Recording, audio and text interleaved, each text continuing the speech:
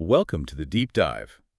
Today we're putting on our hard hats and stepping into the very dusty, very loud world of heavy-duty engineering. But just for a moment. Right, because we're really looking at the strategic transformation of maybe the most traditional vehicle on any construction site, the cement mixer truck. It really is the ultimate legacy machine, isn't it? For decades, it's just been about brute mechanical force. Exactly. But this deep dive, it reveals that the cement truck is undergoing a fundamental re-engineering. It's moving from a simple engine-driven transport tool to a high-precision connected machine. And our source material for this is a pretty comprehensive consultancy report.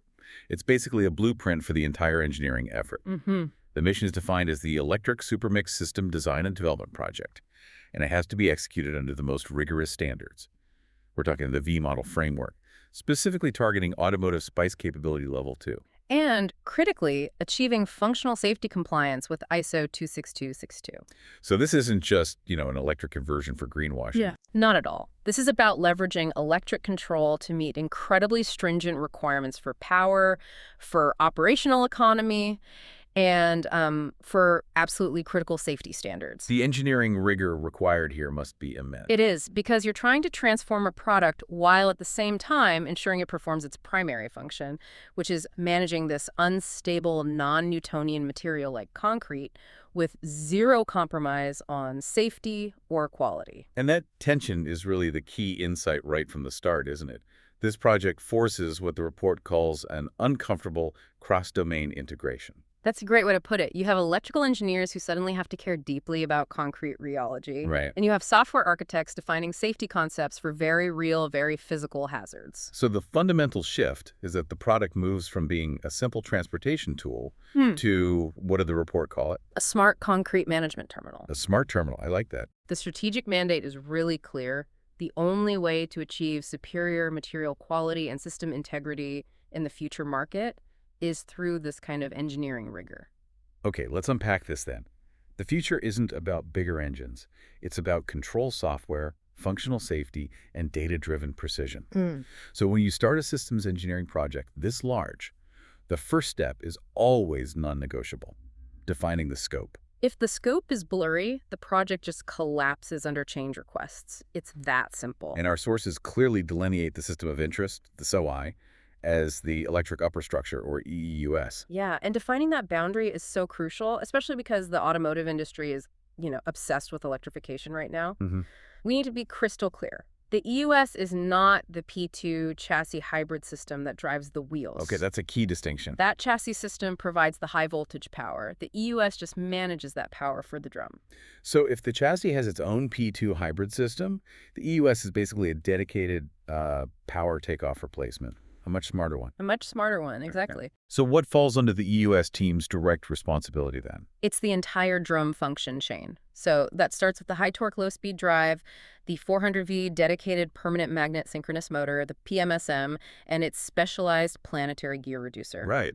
It also includes the dedicated power electronics, which means its own upper structure motor control unit, the MCU and inverter, and maybe most importantly, the entire high voltage electrical safety architecture, plus the software control strategy and the operator's interface, the HMI. And a core part of scope management is defining what you don't do.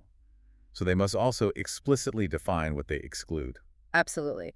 Excluded are all the traditional elements: the internal combustion engine, the transmission, and that complex P2P4 power coupling logic that decides how much torque goes to the wheels. So the EUS team only cares about the interfaces. That's it. They define how they receive the 400 VDC power from the chassis and how they communicate status and commands via the vehicle's network, but they don't own the management of the primary vehicle drive. Let's get into the components, because this is some serious industrial electrification. They're specifying a 400V PMSM rated at a very healthy 150 kilowatt. And then there's that gear reduction, a 40-to-1 ratio.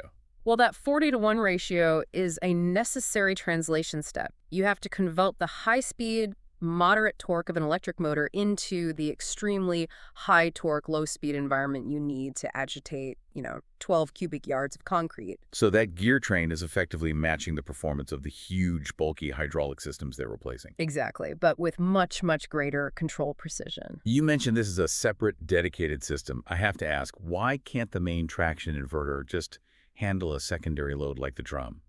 Why have a whole separate MCU and inverter for the upper structure?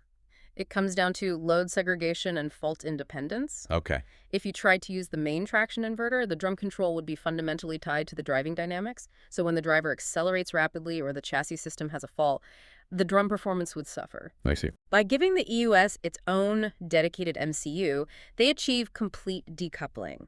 And this is vital for maintaining constant agitation speed, which, as we'll get into, is absolutely key to concrete quality. It also allows for functional safety segregation. Right. A fault in the traction system shouldn't compromise the safety of the drum operation, and vice versa. The component list also highlights the safety core, the high voltage interlock loop, or HVIL, the power distribution unit, the PDU with its contactors and precharge circuit, and the DC-DC converter. These are the life support systems for the high voltage safety concept. Which leads to a foundational design principle outlined in the report. The EOS must be designed for fail-safe or fail-silent operation. What does that mean in practice? It means if the main chassis system has a problem, or if there's a serious fault in the EOS itself, the drum must cease rotation immediately and safely. It should never fail in a state where it's still trying to operate, or even worse, rotating uncontrollably. So failure is an anticipated state, and the design has to dictate how it happens safely. Precisely. So the goal isn't just to be electric, but to be predictably safe. But let's go back to the strategic side. Why make this massive investment? What's the undeniable value proposition this electrification delivers? The value proposition, it moves way beyond simple emissions reduction. That's just table stakes now. The real competitive advantage comes from 4 core capabilities that mechanical PTO systems just cannot offer. Okay, let's start with power control. The old system was tied to the engine speed. And now, power is completely decoupled. We achieve what's called constant speed control.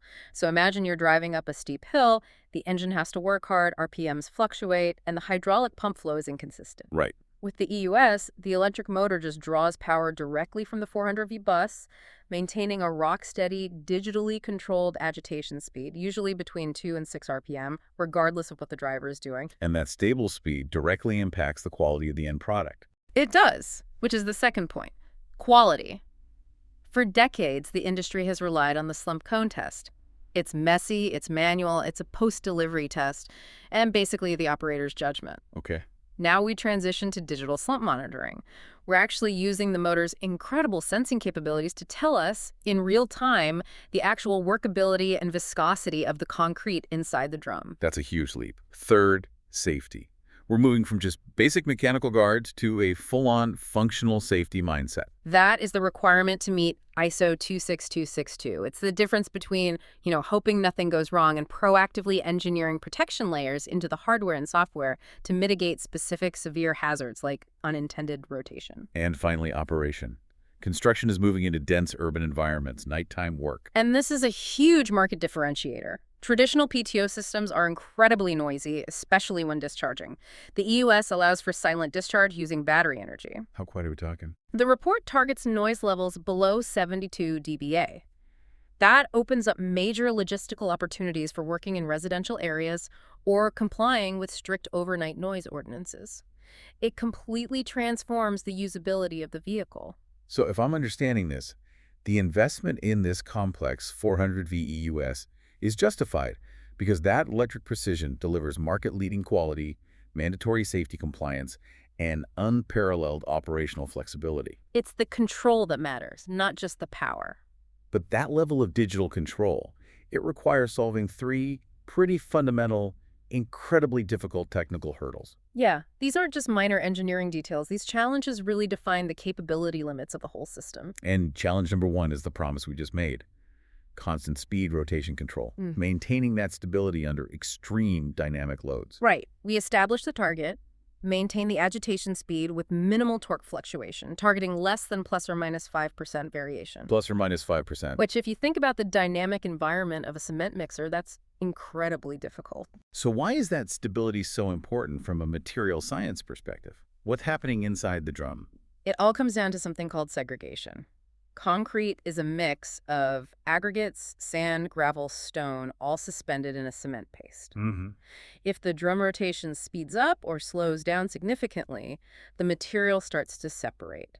The heavier aggregate sinks, the lighter paste rises. And when you pour it, the batch is ruined. Exactly. When the concrete is eventually poured, the top of the batch will have a different structural integrity than the bottom. This ruins the strength of the final product and could potentially lead to catastrophic failure down the line. So maintaining a uniform mix is a direct function of the motor's control precision. It is. And the control has to be robust enough to handle high-frequency disturbances. This stable control has to be guaranteed during every operational phase: rapid loading, aggressive highway driving, deceleration, and the precise control you need during discharge. If the control system jitters during any of those moments, the quality is compromised. The structural quality of the mix is compromised, yes. Okay, challenge 2. Full load, cold start. This, to me, sounds like the moment of highest electrical stress. This is the ultimate test of the hardware's durability. It is. This is where material science actively tries to break the electrical system. Right. Concrete is a Bingham plastic, a non-Newtonian fluid. When it's static, its viscosity isn't constant. When it sits still, especially in extreme cold, it experiences thixotropy. The material stiffens dramatically. So you're fighting against the material itself. Think of trying to stir cold, old molasses, but on a massive scale. And if you factor in low temperatures, say minus 30 degrees Celsius during cold soak tests, The effect is compounded. You're not just fighting the weight of the material, you're fighting the material's resistance to shear, plus any dried caked residue that has basically welded the concrete to the inside of the drum. so the torque required to break that static adhesion, the breakaway torque, must be astronomical. It is. The engineering analysis mandates the system must deliver a peak torque of over 250% of the nominal rated torque. 250%. That massive current spike puts the entire high-voltage system under immediate siege. It tests the limits of 3 critical components all at once. First, the motor itself. That huge surge of current generates intense magnetic forces. Okay. The permanent magnets inside the PMSM have to be designed to handle that force without any risk of demagnetization, which would permanently degrade the motor's performance. And the power electronics. The MCU. The MCU and the inverter have to be rated for that transient overload 250% or more, without the protective software immediately tripping the system offline. It needs to sustain that massive current for the few seconds it takes to overcome the initial static friction. And finally, the thermal model. The thermal model is absolutely crucial. High torque at very low speeds generates a ton of heat. The control system has to precisely estimate the thermal state of the motor and inverter during this high-stress startup to make sure components don't immediately overheat and fail. Okay, the third challenge addresses safety for the personnel, high-voltage safety and misoperation protection. The human factor here is the real threat. Yes, and this cannot be overstated. You have a construction site mechanic who has spent 30 years working on diesel engines, and suddenly they're facing a 400 VDC system. We cannot assume they are HV specialists. So safety has to be a design feature, not just a training checklist. Exactly. It has to be inherent to the design. What are the mandatory strategies to protect these non-HV experts? The first is proactive isolation. The system must allow for toolless HV isolation. This means designing a physical service disconnect plug, or switch, usually bright orange, that lets a technician safely and unequivocally disconnect the high-voltage bus with just their hands.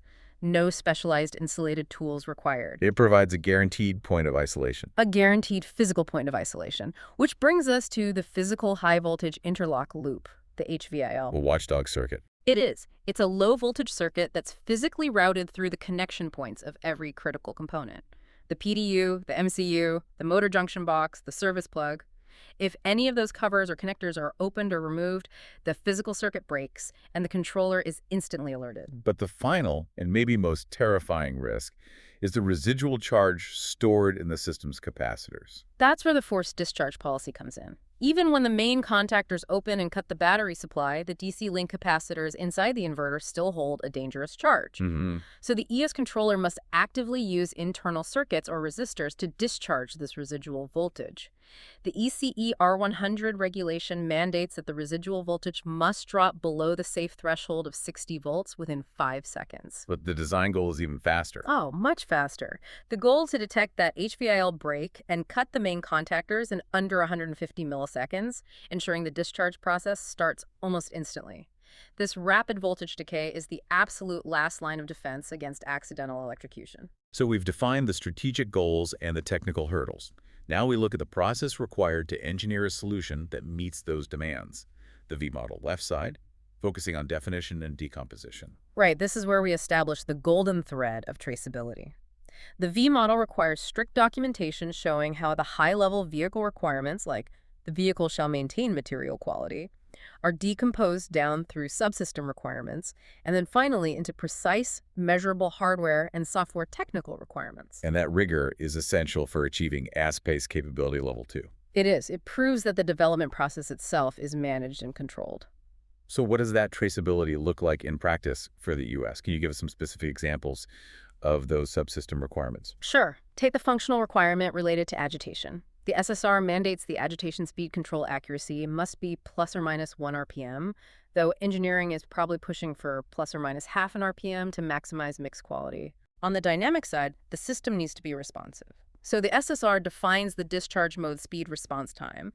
The time it takes to ramp up the drum for discharge must be less than 200 milliseconds. And the safety and performance requirements we just discussed, they also have to be quantified right here. Absolutely. The safety requirement we mentioned is formalized. HV residual voltage must be less than 60 volts within 5 seconds after power down to adhere to ECE R100. Right. And the performance SSR is equally strict. Cold start maximum output torque must be greater than or equal to 250% of the nominal rated torque. Every single line of code, every hardware component choice must trace back to one of these measurable requirements. The foundation of this system, given the safety requirements, has to be the functional safety concept, guided by ISO 26262. We have to dive into the hazard analysis and risk assessment, the HERA. The HERA is designed to find the truly catastrophic failure modes. And for this system, the single highest risk hazard identified is unintended rotation during cleaning. Why is this scenario the absolute worst case? What makes it an ASIL D candidate? It's because of the environment and the human interaction. Maintenance requires a person to physically enter the drum through a small hatch to chip out hardened concrete. This is a common, frequent industrial task. So if the motor were to unexpectedly generate torque due to a software bug, a stray voltage, a contactor welding shut, that person is immediately trapped and subject to rotation. Let's run the ISL determination again using that SEC framework. Severity, exposure, controllability. Okay. Severity S is S3. Fatal or permanent injury. Rotation guarantees life-threatening injury. Right. Exposure E is E3. Frequent operation. This maintenance task is routine. And controllability, C is C3. The personnel are trapped, they cannot escape. Once the drum moves, that person has zero ability to stop it or get out. S3, E3, C3. That combination results in the highest possible safety integrity level, ASIL D. Which is a huge level of design complexity. It's immense. It is. Implementing a single ASIL D ECU or component is incredibly time-consuming, expensive, and it requires specialized, often proprietary hardware. So the strategic solution here is something called ASIL decomposition. They split the safety goal. Exactly. They split the goal, preventing any torque output during cleaning mode, into two independent, redundant systems. This allows them to use less complex components, but they have to work together perfectly. How is that ASIL D requirement decomposed? They distribute the risk using two independent mechanisms, both targeting ASIL B. Okay. The first is the hardware mechanism, which is ASIL B. This is a physical fail-safe interlock. It could be a simple, robust limit switch integrated directly into the drum's inspection hatch. When the hatch is open, the switch physically cuts the inverter enable signal, or it could even physically break the HVIL loop. It's a completely independent physical device. Right, which satisfies one part of the decomposition. The second mechanism is the software running on the main ECU. The software logic. That's the software logic, which is rated ASIL B of D. This requires the ECU running on a safety-certified chip to monitor multiple vehicle parameters at once. It checks the handbrake is on, vehicle speed is 0, engine is off. If the operator commands cleaning mode or if it detects the hatch is open, the software forces a safe torque off state, an STO state, locking the PWM output to 0. And the beauty of the decomposition is that a single point of failure in either the physical switch or the software logic won't lead to the hazard. Both must fail independently for unintended rotation to occur. That redundancy is the core of ISO 26262 implementation. Moving to the control architecture, handling these ASIL requirements, that dictates the choice of the primary computer, the ECU. Yes, you can't use standard commercial hardware. The ECU selection criteria, they emphasize the need for a lockstep dual-core architecture like the Infineon RX or NXP S32K families. And how do those work? These processors run the exact same instruction in parallel on two separate cores and then compare the results instantaneously. If the results differ, a fault is flagged immediately. That lockstep design is essential for validating the software logic to A-cell-B levels. And how does this smart EUS node talk to the rest of the vehicle? Through A10J 1939, how do they handle specialized industrial data on what is a standard protocol? They use a mix of standard and custom messages, so they rely on standard PGN's parameter group numbers for generic data like vehicle speed or engine status. Right. But for the unique cement mixer functions, they define proprietary PGNs using the designated private range. And what's going into those proprietary messages? The specialized commands, so the drum control command, which dictates the target speed and mode, and the drum status feedback, which is vital. This feedback isn't just reporting actual drum speed and motor torque, it's reporting the calculated real-time estimated slump value. So safety messaging has to be prioritized. It has to be the highest priority. The HVIL fault alert must be assigned priority 1 on the bus, ensuring that if that safety circuit breaks, that message floods the network immediately, preempting everything else. Now let's talk about that estimated slump value. This is the ultimate market differentiator and the pinnacle of the engineering effort, the digital slump meter algorithm. This is truly fascinating because it turns the mixer into an active sensor, and it leverages material science principles. We're dealing with the Bingham plastic model, which describes how concrete flows. Okay. It basically states that you need an initial force, the yield stress, to get it moving, and then its resistance to flow is defined by its plastic viscosity. So how does the electric motor translate that physical science into digital data? It's an elegant application of physics. The motor output torque is directly proportional to the concrete's shear stress acting on the drum walls, and the drum speed is proportional to the shear rate. But if you plot the motor torque against the speed, what do you see?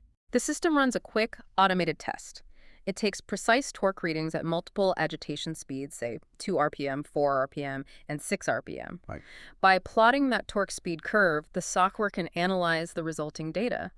And the point where that curve intercepts the torque axis, the y-intercept, that gives you the yield stress. And yield stress is the key to workability. Precisely. If the concrete is very stiff, low slump, the yield stress is high, so the intercept is high. If it's very wet, high slump, the yield stress is low. That intercept correlates directly to the required slump value. This replaces the unpredictable manual slump cone test with continuous real-time measurement. Yes, and the goal is high accuracy. Calculating and displaying the slump value with an accuracy of plus or minus 20 millimeters. Wow. This allows the operator or the plant to know the concrete quality before discharge and, if necessary, activate systems to add water or plasticizers to adjust the mix before it leaves the site.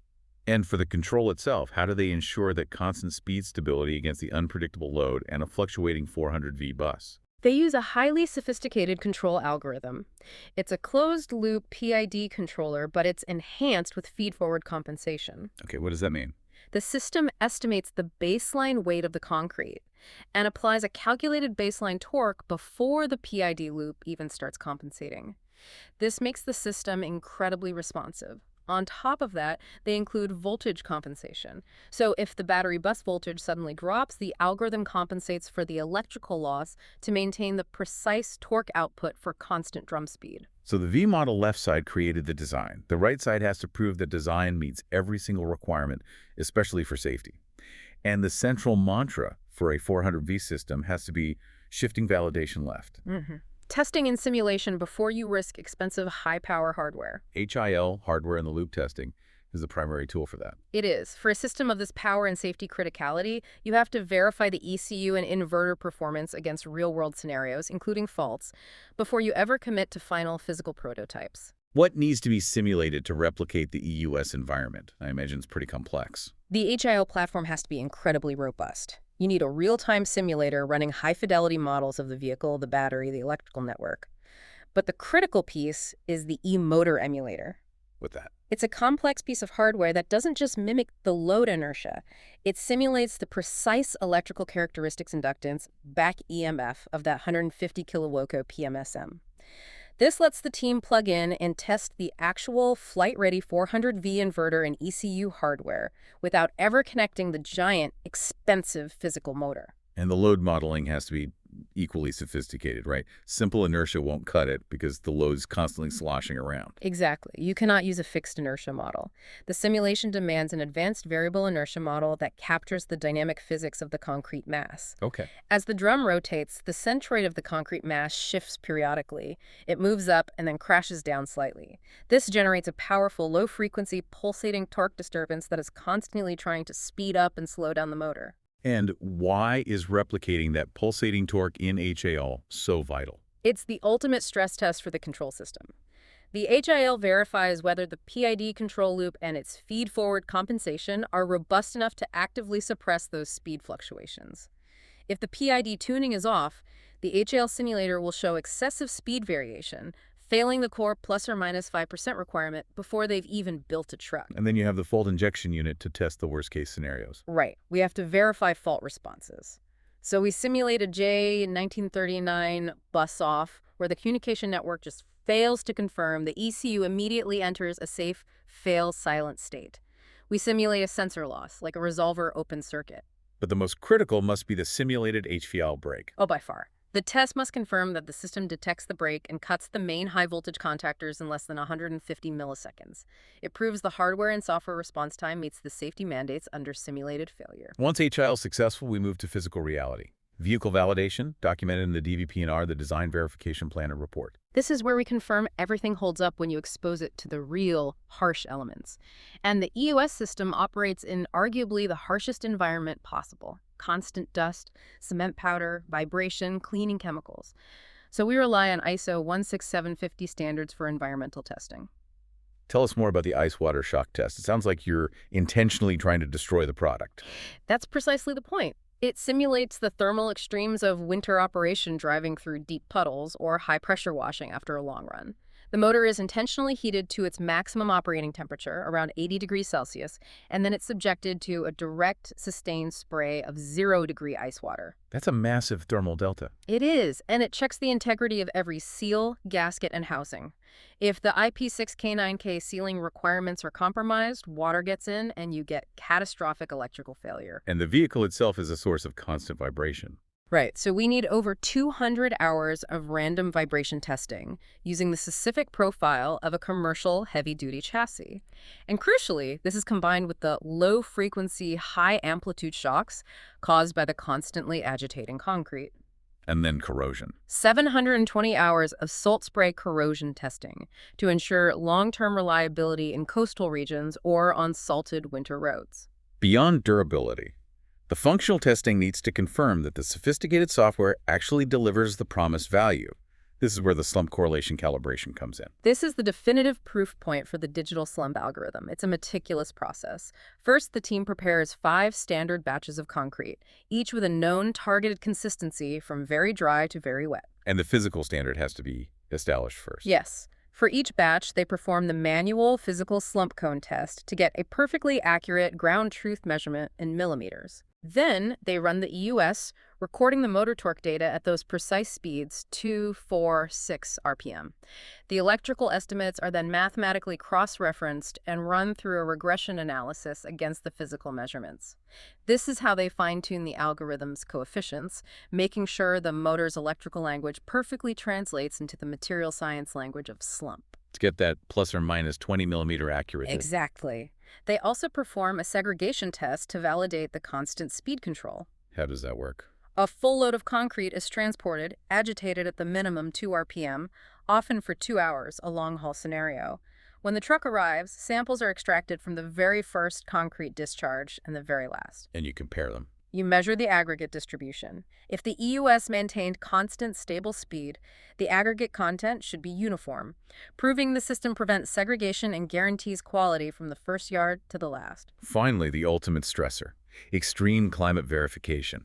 Winter testing is non-negotiable. You cannot certify a global product without passing low-temperature tests at facilities like Arjeplog in Sweden or Hehe in China, targeting a minus 30 degrees Celsius cold soak. And cold affects every aspect of the system. Mechanical, electrical, and chemical, yes. So what are the critical failure modes they must validate at minus 30? First, mechanical startup current. We have to check if the gear oil viscosity at minus 30 becomes so thick that the initial drag requires an even higher current spike than the 250% we budgeted for, which could trip the inverter. Right. Second, HVIL integrity. Thermal contraction can cause micro-wear or slight separation in connectors, potentially leading to intermittent HVIL breaks. And third, performance under reduced battery power. Because batteries hate the cold. Exactly. At minus 30, the high-voltage battery power output is significantly limited. We have to verify that even with this reduced power, the EUS can still generate the absolute peak torque required for that full-load cold start. If the drum won't turn, the truck is useless. We've covered the design rigor and the testing required. But none of this matters if the project fails to execute on time. The total timeline is tight 18 to 24 months, structured around 5 key phases. And project management here is really just risk management. The whole schedule is defined by key milestones. Phase 1, months 1 to 3, is concept and definition, ending with the system requirements review where requirements are locked. Right. Phase 2, months 4 to 9, is design and prototyping, aiming for the preliminary design review, where the initial mule vehicle and the complex HIL platform must be operational. And Phase 3, months 10 to 15, is the critical path, verification and optimization.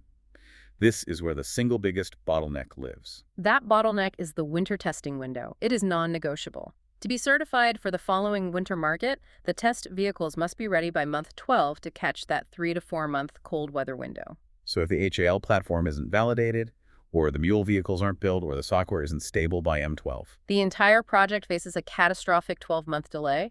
You have to wait an entire year for the next natural cold soak opportunity. After that, Phase 4 is confirmation and production prep, leading to PPP and a final ASPISA Level 2 assessment. And then Phase 5 is start of production. To mitigate that delay risk, leadership has to focus on the 4 primary schedule risks. We discussed the winter testing window. What are the other 3 that threaten a year-long cascade delay? One is manufacturing lead time. The specialized motor tooling is a long lead item, cited as requiring 20 weeks or more. So that procurement has to start immediately, in month 1, before the design is even fully frozen. Which adds risk, but saves 6 months on the back end. The second is HIL maturity. Any delay in setting up the physical HIL platform or developing that complex variable inertia load model forces validation onto slower, more expensive physical test vehicles, increasing the odds you'll miss M12. And the third risk, which plagues all high-voltage vehicle projects, is electromagnetic compatibility. EMC retesting. High-power inverters and motors generate massive electromagnetic interference. If you fail the ECE R10 EMC tests, that means weeks of identifying the noise source, weeks of redesigning shielding and filtering, and then weeks of retesting. Each cycle costs you weeks, and it quickly derails the schedule. Success is also measured by regulatory compliance. It's not just about functional safety. Absolutely. The US has to comply with ISO 26262 and ECE R100 for HV protection and insulation monitoring. But we also have to consider the specific industrial standards like EN 12609.2021, which governs truck mixers. And that standard has a new section specifically for electric systems, doesn't it? It does, because the EUS enables silent start and silent reversing, which eliminates the loud engine noise that traditionally acted as a natural warning system. Right. The standard now requires the implementation of dedicated acoustic warning systems. These audible alerts have to signal personnel when the drum is about to start rotating or when the vehicle is maneuvering silently, mitigating the new safety risk introduced by quiet electric operation. And to prove this entire process was managed correctly, to achieve ASPICE capability level 2, they have to deliver a whole array of documentation. These documents are the evidence of rigor. The system architecture description, the interface control document, which permanently locks down those J1939 messages, and the final DVP&R report containing all the physical test data. And all of this feeds into the ultimate document. The safety case, which compiles every piece of evidence to demonstrate that the ASLD safety goal has been reliably achieved through their chosen decomposition strategy. The report concludes with a clear strategic mandate for the engineering leadership. It's a roadmap for making sure this complex project is successful. And it boils down to 3 core principles that minimize risk and maximize parallel work. Number 1, lock requirements early. Change is the enemy of the V model. Every late requirement change just cascades backward, forcing redesign, reanalysis, and retesting. Locking requirements early minimizes the scope creep that drives costs and delays. Number 2, freeze interfaces fast. Defining and locking down the physical, electrical, and software interfaces, the connector pinouts, the J1939 messages, that has to be done immediately. This allows the hardware team, the software team, and the systems team to all work in parallel rather than waiting for one another. And number 3, shift validation left. Maximize the use of virtual testing. The report estimates that 80% of system issues should be found in the MIL, SIL, and HIL environments. Because finding a bug in HL is cheap. Right. Finding it during physical vehicle validation, or worse, during that critical winter testing window, is catastrophic. What a deep dive. We started with a loud, traditional cement mixer and realized we were dissecting a cutting-edge 400V power electronic system that relies on lockstep processors, azial D decomposition, and the ability to model non-Newtonian fluid dynamics in real time. It really demonstrates that electrification in heavy industry isn't just a component swap. It's a strategic move where electric precision enables superior safety standards, guarantees quality via that digital slump meter, and creates significant operational efficiencies through silent work. We are witnessing the trade of brute mechanical force for refined electronic control. That's it, exactly. So what does this all mean for the bigger picture? This entire project hinged on taking concrete rehomology, the complex physical study of how cement flows and stiffens, and building its real-time measurement and control directly into the vehicle's operating software. It turned a work truck into a constantly calibrating physics lab on wheels. Which raises a really important question.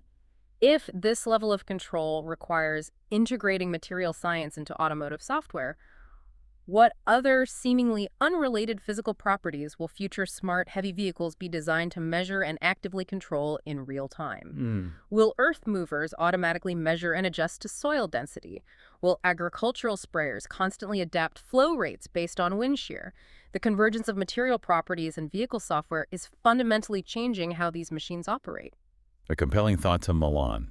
Thank you for joining us for the deep dive.